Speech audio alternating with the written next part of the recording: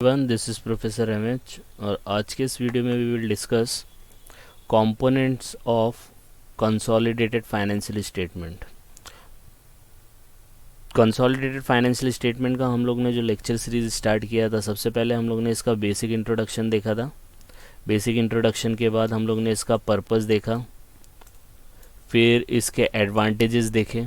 अब हम देखना है कि कंपोनेंट्स क्या है। कंपोनेंट्स में हम लोग ने देखा था कि इसके अंदर जो मेनली इंक्लूड होता है वो होता है एक बैलेंस शीट होती है, पीएनएल होता है एंड कैश फ्लो स्टेटमेंट्स होता है। ये तीन चीज़ को मिला के कंसोलिडेटेड फाइनेंशियल स्टेटमेंट बनाया जाता है। नोट्स एंड एक्सप्लेनेटरी जो मटेरियल होते हैं वो भी इसका पार्ट होते हैं, लेकिन जो मेन चीज़ होती है कंसोलिडेटेड फाइनेंशियल स्टेटमेंट में एक बैलेंस शीट होती है, एक पीएनएल होती है और एक कैश फ्लो स्टेटमेंट होती है।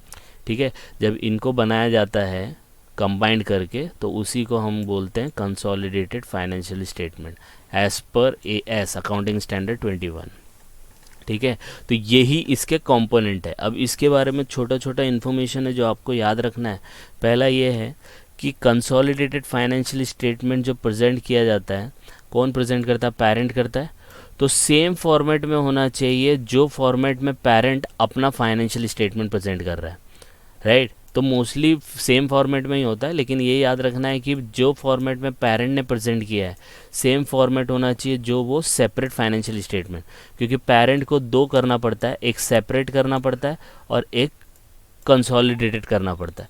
तो जिस फॉर्मेट में उसने सेपरेट किया था वही फॉर्मेट में उसको कंसोलिडेटेड भी करना है। दूसरा चीज़ क्या याद रखना है कि जो नोट्स आप बनाओगे, ठीक है, अगर आपने सेपरेट फाइनेंशियल स्टेटमेंट के टाइम पे उसको प्रेजेंट कर दिया है, राइट, तो उसको कंसोलिडेटेड में इंक्लूड करने की ज़रूरत नहीं। कर दिया तो कोई बात नहीं, लेकिन नहीं करेंगे तो चल जाएगा। क्यों? क्योंकि वो सेपरेट स्टेटमेंट में है ना, तो अब कंसोलिडेटेड में उसका कुछ काम नहीं है, क्योंकि अगर आपको देखना है तो वो सेपरेट में जाके आप देख सकते हो।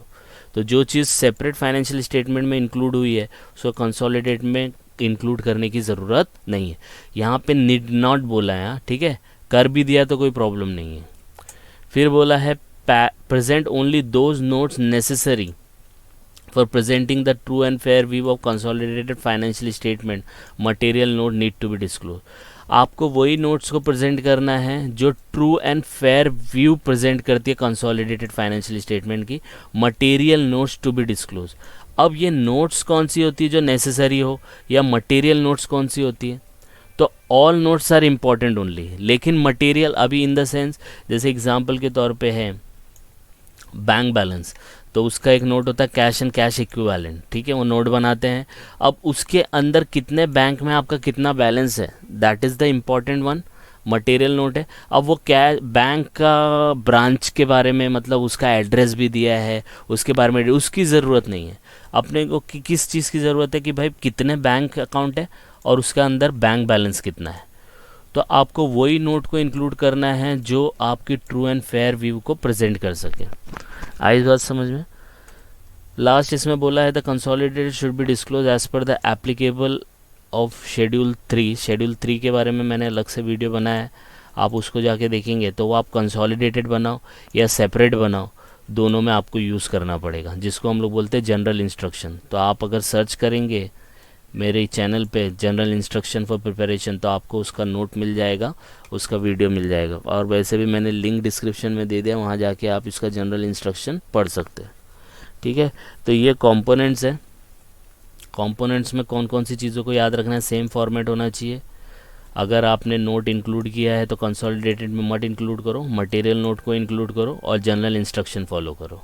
ठीक है, तो ये इसका थ्योरी पार्ट यहाँ पे कंप्लीट हो चुका है। कंसोलिडेटेड आई थिंक 4 या 5 वीडियो है, 5 मिनट्स का, 5 to 6 मिनट्स का। गो थ्रू कर लो, जिससे आपका पूरा जो इसका बेसिक है वो क्लियर हो जाएगा। और फिर जब इसके प्रैक्टिकल क्वेश्चन आप सॉल्व करने जाएंगे तो आपको वो चीज़ें हेल्प करेंगी, तो प्रैक्टिकल क्वेश्चन आपको ईजिली समझ में आ जाएगा। ओके, तो जस्ट गो थ्रू इट। कुछ डाउट आएगा तो कमेंट करके बता सकते हैं। And please like and subscribe for more videos. Thank you.